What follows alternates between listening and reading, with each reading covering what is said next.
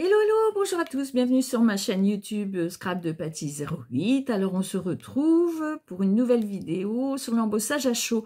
Donc comme je vous le disais dans la précédente vidéo, on va aborder les poudres transparentes. Alors moi j'ai un stock de transparentes, hein. J'ai celle-ci, j'ai les transparentes vernis, transparentes pailletées, enfin voilà.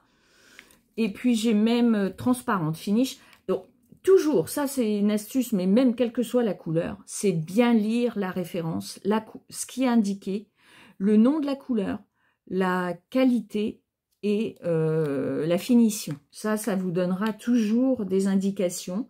Et puis dans tous les cas, bah, vous pouvez... vous ne travaillez pas directement sur votre projet, hein. Si vous ne souvenez pas à quoi sert la poudre, etc., prenez toujours une feuille noire, une feuille blanche pour tester, hein. Travaillez pas directement sur votre projet quasi abouti ou fini et prendre le risque de gâcher votre projet carterie ou scrap. Donc non, testez avant, hein. Mais dans tous les cas, il est indiqué beaucoup d'informations sur le tube, hein. Donc là, nous, on va directement, on va essayer de limiter les parlottes, hein. On va directement sur mes mains et on va nous utiliser, on va utiliser cette poudre-là, wow. Après, moi, c'est l'occasion aussi de les tester et de voir ce qu'il en est. Alors, celle-ci, elle est clear, donc clear, ça veut dire transparent, clair, voilà, et gloss. Glossy, c'est aussi un petit peu transparent. Elle est, comme je vous le disais, c'est la WA01 SF. Donc, c'est une qualité super fine. Et entre parenthèses, donc jusqu'à maintenant, on n'en avait pas eu, mais il y a un T. Un T pour transparent, hein. On a déjà eu O pour opaque. On a déjà eu X pour des mélanges de qualité. Et on a déjà eu M pour des marbrures. Là, on a T pour transparent. Donc, dans tous les cas, c'est une poudre qui va être transparente, donc qui fera apparaître la couleur du papier, enfin, la couleur du papier sera visible, hein. Donc là, on va la tester, comme d'habitude, sur du blanc, sur du noir. Ça va me servir pour mon nuancier. Et comme ça, vous pourrez voir ce que ça donne. Alors, toujours pareil, j'utilise mon tampon classique. Alors, lorsque la poudre est transparente, claire, hein, comme les miennes, transparente pailletée, transparente vernis, etc., on n'utilise pas cette poudre parce que bah, je vais l'utiliser pour vous montrer. Je l'utiliserai quand même. Mais ça n'a pas d'intérêt plus que ça.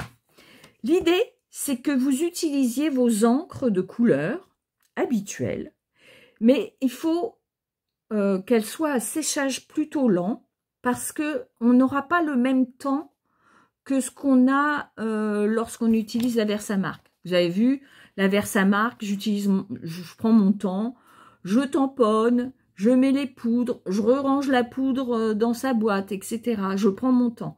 Là, quand on utilise ses propres encres et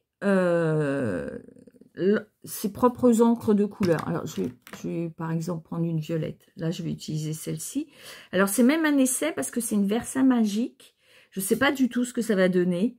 C'est l'occasion aussi de tester pour vous, hein. Donc, je vais utiliser une Versamagic violette et un clear transparent. Alors, on y va. Alors, par contre, je vais utiliser un autre tampon parce que ce tampon-là, il y a beaucoup de Versamark dessus. Donc, je vais utiliser plutôt un tampon. Voilà, je vais utiliser celui-ci. Voilà, qui n'a pas encore de Versamark dessus. Donc, je vais utiliser ça. Alors, je vais prendre ma Versamark magique. Je vais mettre du violet. Voilà. Je vais tout de suite mettre la poudre dessus. Ma petite pince pour ne pas me brûler. Voilà. Et je tapote pour, voyez. Et là, tout de suite, je chauffe. Hein. Je ne cherche pas à ranger ma poudre, etc. Je chauffe. Hop, c'est parti. Donc, par l'arrière, puis par l'avant.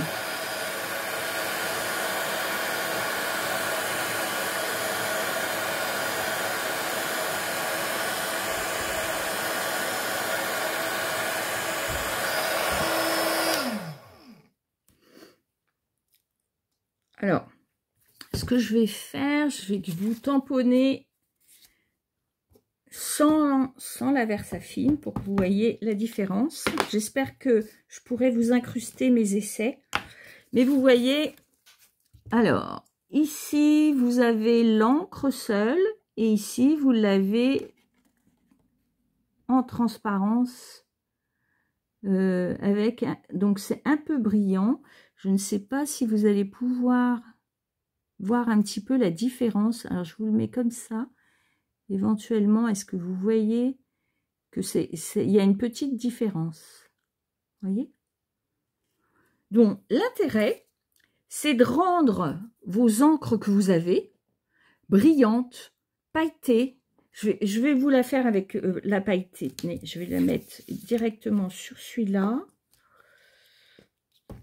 Voilà. Tac. J'en ai une qui est pailletée. J'ai pas sorti. Voilà. Ma transparente vernis. Non. Ah, ma transparente pailletée. Vous voyez.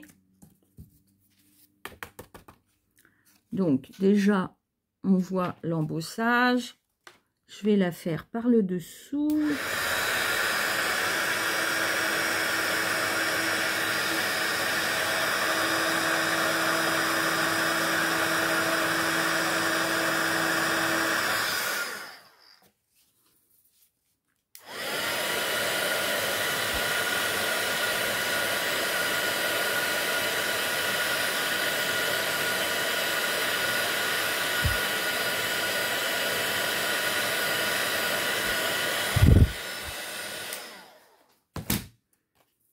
Alors, vous voyez, là, elle est pailletée. Alors, je ne sais pas si vous vous rendez bien compte. Donc, pour rappel, le tamponnage seul, le pailleté, le brillant. Mais voilà, ça donne un peu d'épaisseur à vos tampons. Ça, c'est l'usage du pailleté et du glossy, du brillant, etc. Alors, je remonte, pardon, voilà. Donc, c'était un peu pour vous montrer cette technique-là. Donc, pour rappel, on utilise, on lit bien ce qu'il y a décrit. Ça, c'est important. On utilise ces encres à séchage lent. Hein. On met la poudre, on patiente pas. On chauffe immédiatement pour s'assurer que ça fonde sur l'encre. Et puis voilà, ça vous donne... C'est une petite astuce, c'est ce à quoi servent les brillants et les clears et les gloss. Alors tout ça, c'est des mots en anglais, mais tout ça pour dire que c'est vernis transparent. Voilà. Donc, c'est fini pour cette petite vidéo. Donc, toujours pareil, hein, les petits pouces en l'air. N'hésitez pas si vous avez des questions. Mes coordonnées à la fin. Et puis, à bientôt. Bye bye.